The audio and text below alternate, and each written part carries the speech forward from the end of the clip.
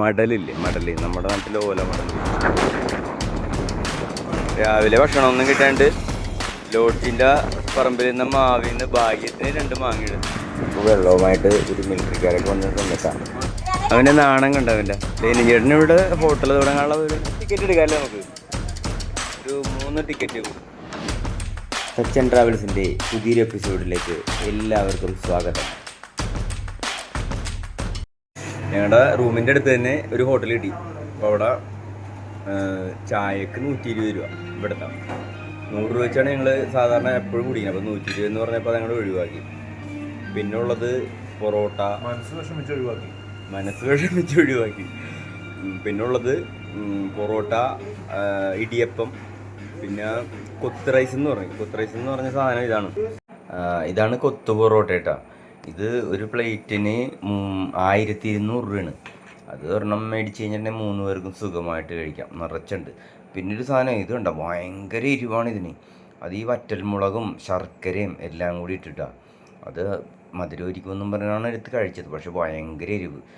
ശ്യാം എടുത്ത് വായിൽ വെച്ച് നോക്കിയിട്ടാണ്. ശ്യാമിനോട് ചോദിച്ചു എങ്ങനെയുണ്ടെന്ന് ചോദിച്ചപ്പോൾ സൂപ്പറാണ്, ഇതിൻ്റെ ഒപ്പം ചേർക്കാൻ പറ്റിയ സാധനമാണെന്നൊക്കെ പറഞ്ഞ് ഭയങ്കര അഭിപ്രായമാണ്. ലെനിൻ ചേട്ടനോട് ചോദിച്ചു, ലെനിൻ ചേട്ടാ എങ്ങനെയുണ്ടെന്ന് ചോദിച്ചപ്പോൾ ലെനിൻ ചേട്ടാ കൊള്ളാം, നല്ലതാണെന്നൊക്കെ പറയുന്നുണ്ട്. എന്നുവെച്ചാൽ ഹോട്ടലിൽ നടത്തുന്ന ആളാണല്ലോ, അതിനെപ്പറ്റിയൊക്കെ അഭിപ്രായം ചോദിച്ചപ്പോൾ നല്ലതാണെന്ന് പറയുന്നുണ്ട്.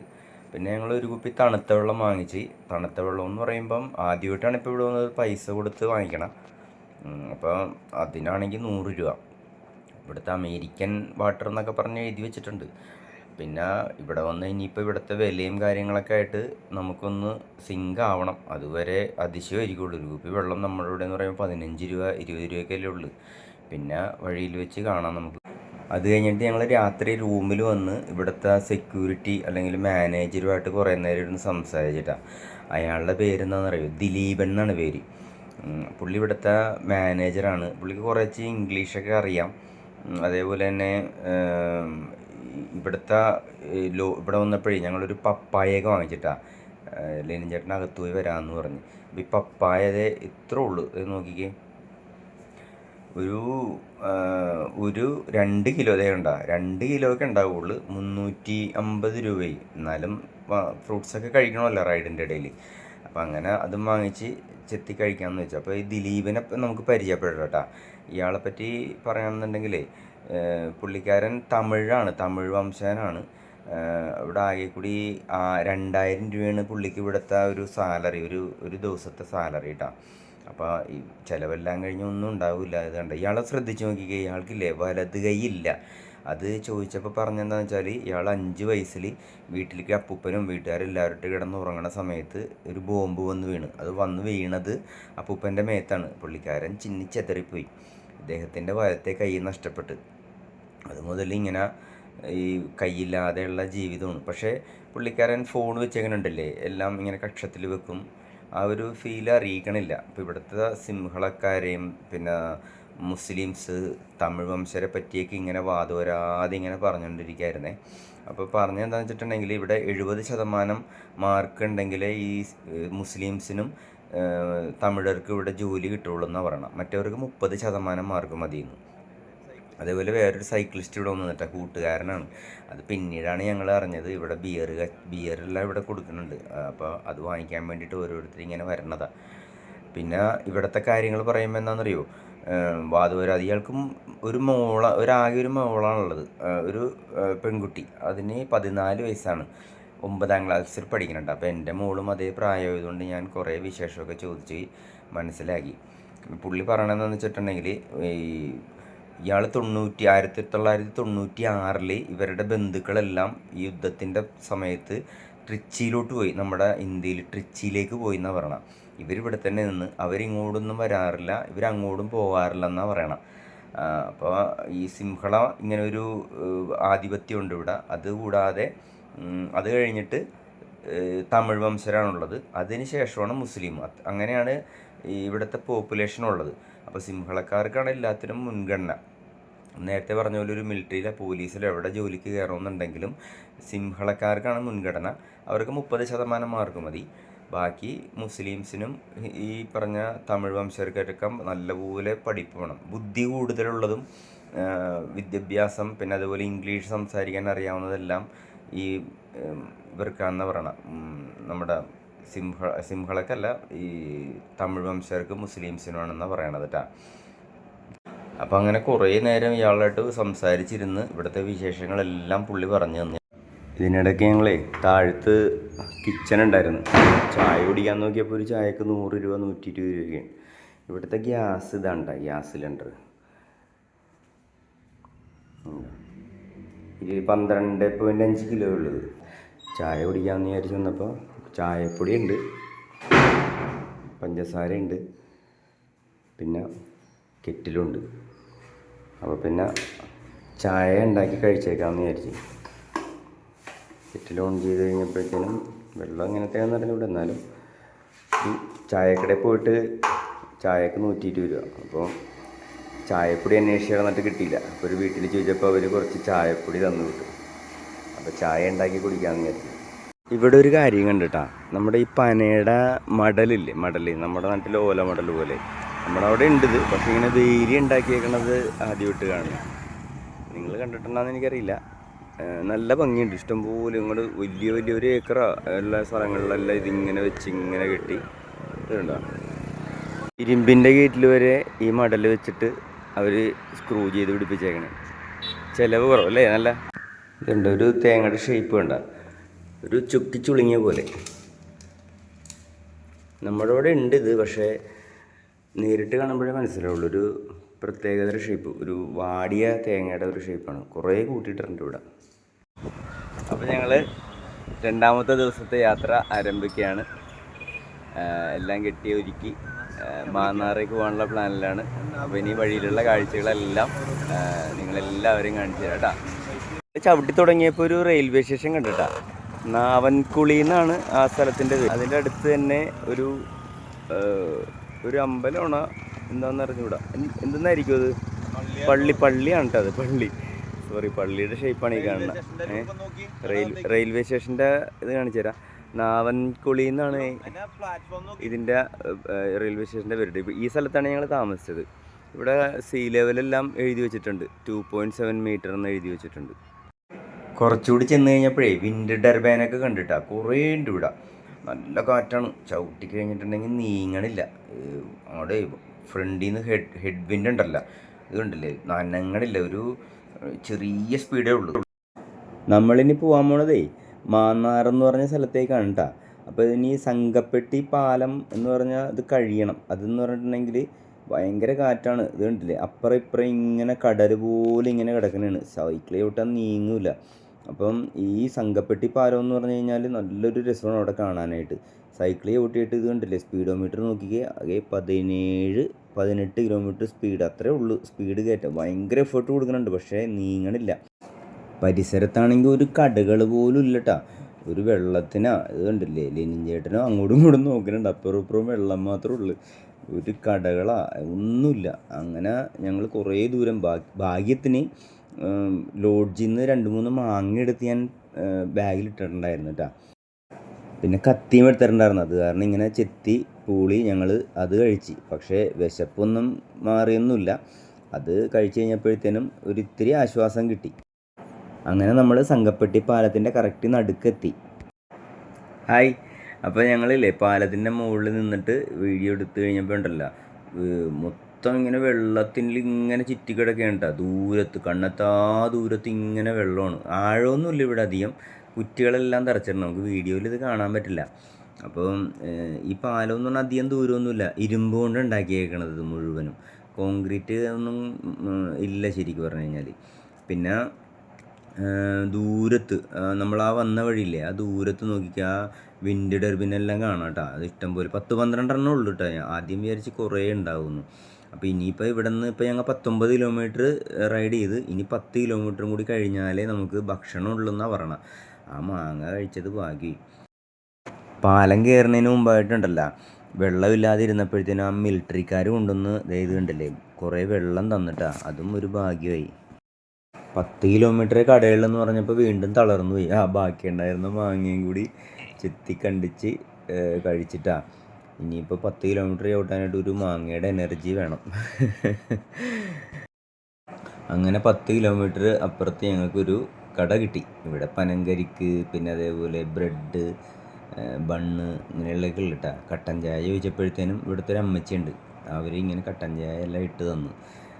പിന്നെ വേറെ ഭക്ഷണമൊന്നും പ്രത്യേകിച്ച് ഇവിടെ ഇല്ല, ഉള്ളത് കഴിക്കാമെന്ന് വെച്ച്. അതേപോലെ ഇല്ലേ, ഇവിടുത്തെ ഒരു കാര്യം നോക്കിക്കോട്ടാ, ഈ കരിക്ക് പിന്നെ അതേപോലെ ചെറിയ കടയാണ്. അപ്പോൾ ഇവരിങ്ങനെ ഫോട്ടോ എടുക്കലും വീഡിയോ എടുക്കലും അവരൊക്കെ ഇട്ട് അവിടെയുള്ള പയ്യന്മാരായിട്ടൊക്കെ ഇങ്ങനെ നിന്ന് അവിടെ അമ്മച്ചിമാരെയൊക്കെ ഇട്ട് ഭയങ്കര സോപ്പിടലായിരുന്നല്ലോ ലെനിഞ്ചേട്ടൻ. അപ്പോൾ ഇവിടെ ഒരു കിഴങ്ങുണ്ട് കേട്ടോ, നമ്മുടെ ഇവിടുത്തെ കപ്പ പോലെ, പക്ഷെ അത് ഭയങ്കര ഫൈബറാണ്, ഇങ്ങനെ നാര് പോലെ ഇരിക്കും. ഇത് പുഴുങ്ങി ഉണക്കിയിട്ടൊക്കെയാണ് കഴിക്കണം. അപ്പോൾ ലെനിഞ്ചേട്ടൻ അത് എടുത്തിട്ട് എന്താണെന്നൊക്കെ നോക്കി പൊടിയൊക്കെ തട്ടി ഞങ്ങൾ കഴിച്ചെല്ലാം നോക്കി. അപ്പം അമ്മച്ചി വന്നിരുന്ന് അമ്മച്ചി ഇവിടുത്തെ വിശേഷങ്ങളൊക്കെ പറഞ്ഞ് ലെനിൻ ചേട്ടൻ ഇവിടെ ചായക്കട തുടങ്ങാനുള്ള പരിപാടിയൊക്കെ ആലോചിച്ച് അങ്ങനെ അതിനെപ്പറ്റിയൊക്കെ നിന്ന്. പിന്നെ അവിടുത്തെ ഫോൺ നമ്പർ ഞങ്ങൾ അങ്ങോട്ട് എഴുതി കൊടുത്ത് അവരുടെ ഫോൺ നമ്പർ ഇങ്ങോട്ടും തന്ന്, നാട്ടിൽ വരുമ്പോഴത്തേനും ഞങ്ങളുടെ ഇന്ത്യയിലോട്ട് വരണമെന്നൊക്കെ പറഞ്ഞപ്പോൾ അവർ ഉറപ്പായിട്ടും വരും, അവർക്ക് കാണണമെന്നുണ്ട് എന്നൊക്കെ പറഞ്ഞിട്ട് അവർക്ക് ഭയങ്കര സന്തോഷം. ആ കടയിലെ അമ്മച്ചിക്ക് ഒരു പേരക്കുട്ടി ഉണ്ടായിട്ട് അവൻ പേര് ചൊല്ലടാ, പേര് ചൊല്ലി ഭയങ്കര നാണോട്ടോ അവന്, ഒരു രക്ഷയില്ല, മുമ്പിലോട്ട് വരണേ ഇല്ല. പിന്നെ നമ്മുടെ നാട്ടിലത്തെ ബജാജ് പ്ലാറ്റിനം അതിനുണ്ടല്ലോ 6.5 ലക്ഷം രൂപ ഇവിടുത്തെ കേട്ടോ. നമ്മുടെ നാട്ടിൽ എത്ര രൂപ വരും? 1 ലക്ഷം രൂപ പോലും വരില്ലല്ലോ, ആകെ 70,000 രൂപ ആ റേഞ്ച് ഉള്ളതെന്ന് തോന്നുന്നു. ഇവർ 6.5 ലക്ഷം രൂപ കൊടുത്താണ് ഈ വണ്ടി വാങ്ങിക്കുന്നത്. നമ്മൾ ചായ കുടിച്ച ചായക്കടി ഇതാണ് കേട്ടോ. അവരുടെ വീട് നോക്കിക്ക്, ഏകദേശം നമ്മുടെ മലയാളികളുടെ നാട്ടിലത്തെ വീട് പോലെ തന്നെ ഉണ്ട്, ജനലും ഇതെല്ലാം. പിന്നെ പട്ടിക്കൂട്, പിന്നെ കോഴിക്കൂട്. ഈ ആര്യവേപ്പ് മരം ഇല്ലാടുന്നുണ്ടോ, നിറച്ചുണ്ട് ഇവിടെ ആര്യവേപ്പ്. അങ്ങനെ തൊട്ടടുത്ത് തന്നെ ഒരു കട കിട്ടി, അവിടെ നല്ല ഭക്ഷണം ഉണ്ടായിട്ടാ, ഇടിയപ്പം കറികളൊക്കെ. അപ്പോൾ ഇതൊരു കട നടത്തുന്നത് അമ്മയും മോളും കൂടിയാണ്, സീതാലക്ഷ്മി എന്ന് പറഞ്ഞ അമ്മയും കജന്ത എന്ന് പറഞ്ഞൊരു പെൺകുട്ടി കേട്ടാ. അവർക്കും നമ്മുടെ നാട്ടിൽ ഇന്ത്യയിലൊക്കെ വരണമെന്ന് ഭയങ്കര ആഗ്രഹമുണ്ട്. ഓ പാലപ്പളം 200 രൂപ.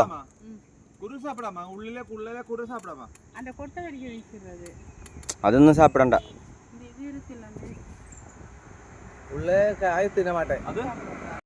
200 രൂപ.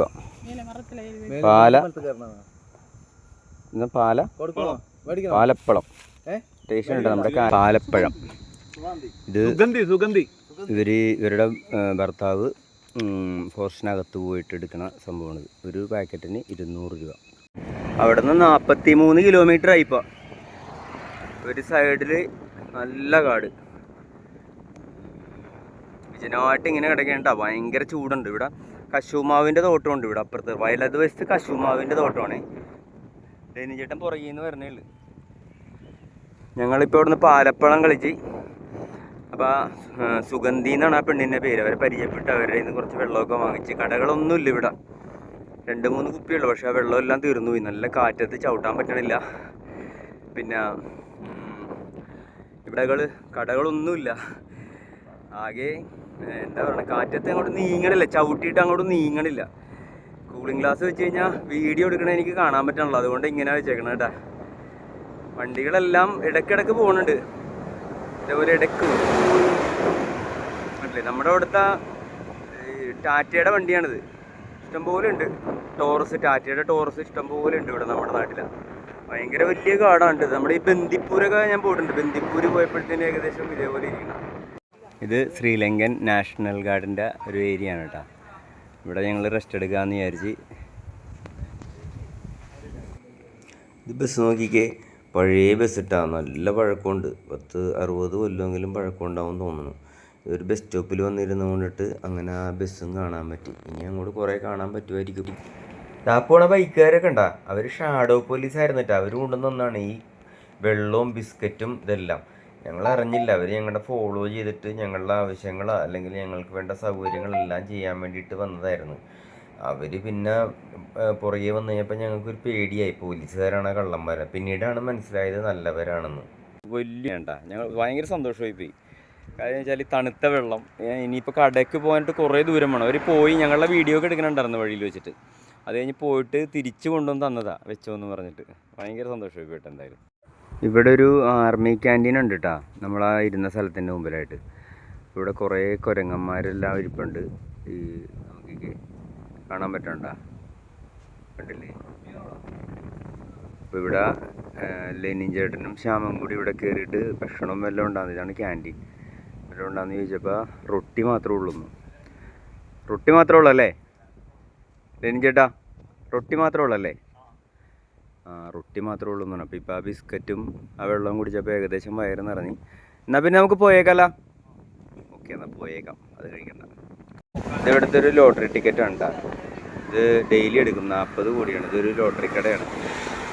അപ്പോൾ ഇത് അടിച്ചു കഴിഞ്ഞിട്ടുണ്ടെങ്കിൽ 4 കോടി, 5 കോടി, 10 കോടി ഉണ്ടല്ലേ? 10 കോടി ഏതാണ്? 10 കോടി ഏതാണ്? അതങ്ങനെ എങ്ങനെയാണെന്ന് കൃത്യമായിട്ട് അറിയില്ല. ഒരു പറയണതൊന്നും മനസ്സിലാവണം. അപ്പോൾ ഞങ്ങൾ ഒരു 3 ടിക്കറ്റ് എടുക്കാമല്ലേ നമുക്ക്?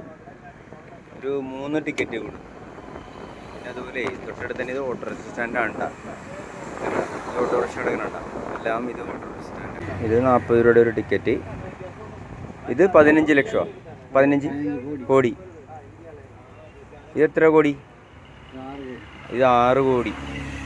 40 രൂപയുടെ ടിക്കറ്റ്. ഇത് 5 കോടി. എല്ലാം 40 രൂപ എല്ലാം. എല്ലാം 40 രൂപ. അപ്പോൾ അടിച്ചു കഴിഞ്ഞാൽ കോടീശ്വരന്മാരാണ് കേട്ടോ നമ്മൾ. പറയ്ക്ക് കിട്ടിയാ ചിപ്പിയാരു എന്ന് പറഞ്ഞ സ്ഥലത്ത് വന്നപ്പോഴേ സെൻറ്റ് ആന്റണീസിൻ്റെ ഒരു പള്ളി. ഭയങ്കര വണ്ടി ചീറിപ്പാഞ്ഞണ്ട പോണം. പേടിയാവും. പഴയ വണ്ടിയല്ല, ശൂരായിരുന്നു. അതിൻ്റെ തൊട്ടടുത്ത് തന്നെ ഒരു ഇരുമ്പ് പാലമുണ്ട്. ഞങ്ങൾ വരുന്ന വഴിക്ക് ആട് കണ്ടിട്ട് കുറേ ആട്ടിൻകൂട്ടങ്ങൾ. അതിനെ മേയ്ക്കണത് 2 പെണ്ണുങ്ങളാണ്. അവർ വടിയൊക്കെ ഇട്ടില്ലേ, നമ്മൾ ഈ ഫുട്ബോൾ കളിക്ക് ഊതന പീപ്പിയില്ലേ, ആ ഒരു ഇത് വെച്ചിട്ട് ഇതിനെ മേയ്ക്കണത്. അപ്പോൾ ഈ ഒച്ച കേട്ടപ്പോൾ ഞങ്ങൾ വിചാരിച്ച് ഞങ്ങളെ കണ്ടിട്ടാണ് ഇവരിങ്ങനെ ഒച്ച വെക്കണേന്നിട്ടാ. പക്ഷേ ഈ ആടിനെ ഓടിക്കാൻ വേണ്ടിയിട്ടാണത്. അവരിപ്പോൾ ഞങ്ങളെ കണ്ടപ്പോൾ നിർത്തി കളഞ്ഞു. ഞങ്ങൾ കുറച്ച് ദൂരം ഇങ്ങ് പോന്നപ്പോഴേ ഇവിടെ ഒരു കുടിനീർ, ഡ്രിങ്കിങ് വാട്ടർ എന്നൊക്കെ പറഞ്ഞ് എഴുതി വെച്ചിട്ടുണ്ട്. മിൽക്ക് ടീയുടെ ആണ് കേട്ടോ.